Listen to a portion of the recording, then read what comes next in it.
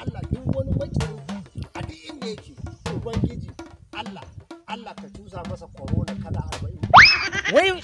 Wai me dan kaza kana to kana ta mun abun addu'a kan hanya ne. Me yake faruwa har kullum ba gaira ba jiri kamar da kanka ma hukaci. Kotso kake so in dauko? To ka daukun tigi mana. Na malam Umaru. Ga da dan kasa. Billahi lazi kaga matar shugaban kasa. Kana ji ai? Ina jin ka. Dakta Her Excellency Hajiya Aisha Muhammadu Buhari. First Lady of the Federal Republic of Nigeria, Africa, in the world. Hajiya Aisha Buhari kaga. Ina jin ka wallahi. Matan nan ta gama lafiya. To wai shin ma ni ina so in ma tambaya. Ban ci buzu ba kuma za a sanin aman gashi wallahi. Akan me kana tafi kana addu'a kan hanya. Ina Umaru. Na'am. Irin ku sai an gama hisabi tsaf. An yi wa shaidan, an yi wa fir'auna duka sai an gama a lahira ake yi muku naku. Ku ne na ƙarshe. In kana jin an ce last to ku ne. To alƙurani ba san ana yi ba. Ai baka san ana yi ba. Kai. Kuma ni in gani a gar an ce da kari ana biki a gidansu. Umarin Gayya. Na'am. Idan ka ga mutum ya yi alheri. To ka faɗi alheri kai ma. Ka gane ai? Haka ne. Yawwa. Ko ka faɗi alheri ko kai shiru. Matan nan alheri ta yi. Illa dai mu mutanen mu abin da na sani idan abu bai dan tantabe ka ba to ba ai ba. A gaskiya ne ni kan. Da abu ruwan da ya dake ka shine ruwa. Ruwan da ya dake ka shine ruwa kwarai ma kuwa. To hajiya madan matar shugaban kasa First Lady. Naji. Ba za ta iya gamsar da duk talakan da yake Najeriya ba. Shi duk mutumin da aka ce da kai as to wa zai ce ni kukan mujiya kawai nake da bukata. A daina mun kukan kaka. Allah wallahi. Malam Umaru.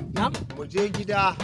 Akwai wani ɗan ragowa buhu biyu da na ware wa gyatuma zan mata magana in ce to ta yi haƙuri saboda irin abin da kuke haɗa ba alkhairi ba ne ta yi haƙuri ɗan ɗauki buhu ɗaya in haɗa ma da wannan ɗaya farar ledar ka gane ai dan akwai wata farar leda taliya ce da tumatirin gwangwani na tabbata tun da matarka ta tsufa ba na jin ta taɓa ganin tumatirin gwangwani kwarai kuwa ce kai ma ka samu wa ai ni nan gaya maka ni rabo na dinga yi to kaga Allah rabo na dinga yi tunda haka ne ka gane ban baki ba ki ce ban baki ba to yanzu ka akan wato kana ta raba mutane akan yamma ni baka ban ba sai yasa naga wannan ta wuce ta mutane ma godiya to wayin gaya maka ni na mota guda aka jibge mu a kofar gida mota guda aka ce dan kasa gashi nan kai da jama'arka ice in gani a gar wayin gaya maka dai ina gaya maka sai da gaba ɗaya unguwar mu yanzu kaje Allah wallahi ka ga duk ko madannan ta fara tasowa ta mutane Allah wallahi Allah akwai mutumin da billahi lazi wato kace har yanzu akwai mutane masoya annabi na gaya maka sallallahu alaihi wasallama babu abin da dan ita kyauta tana na daga cikin imani kuma kyauta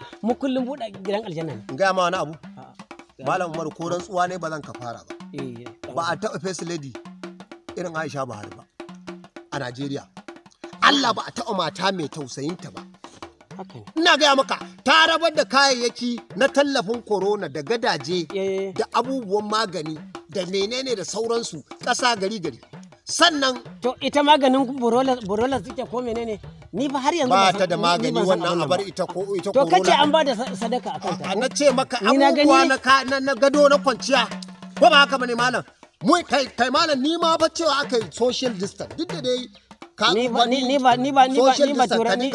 bature nake ji to barin gaya maka ka dinga nesa da ni ka daina matse ni kai ma kana da ita ne ai ni mutum ne nan mai amfani yanzu unguwar mun gaya maka in wuce daga mu hannu ake Allah wallahi ai ga yarinya ma ta wuce tana wa dan kasa sanni wai ta gasa ko Allah ya saka da ni amma ni muna tare shiru ta ji shinkafa First Lady Allah wallahi Allah ubangiji kaga da First Lady da kannanta ka kafsu dijima Allah ya musu albarka da SASA dinta su Hajiya Maryam kana ji ai Allah ya rubuta aljanna da duk wani mutum da yake kewanta yake ba ta shawara arziki da ita kanta da ƴaƴanta kaga akwai Hajiya Zara'u Allah ya mata albarka Zara'un nan Allah wallahi na kai ko Alinuhu bai kai ta suna ba ana kware ko da duniya gaba ɗaya sarki Alinuhu mijinta Ahmad Indimi mutunci ne da shi a boye zaka ji yayi ma kilmi ya sako maka alad ya ce sai kayan azumi dan Allah kai ni gidan Allah wallahi dan Allah kai ni gidan dama ba da dinkin sallah kai ni gidan akwai wani zaki a kofar gidan nan kai ba za ka iya zuwa gidan nan kuma ka ji fa yawa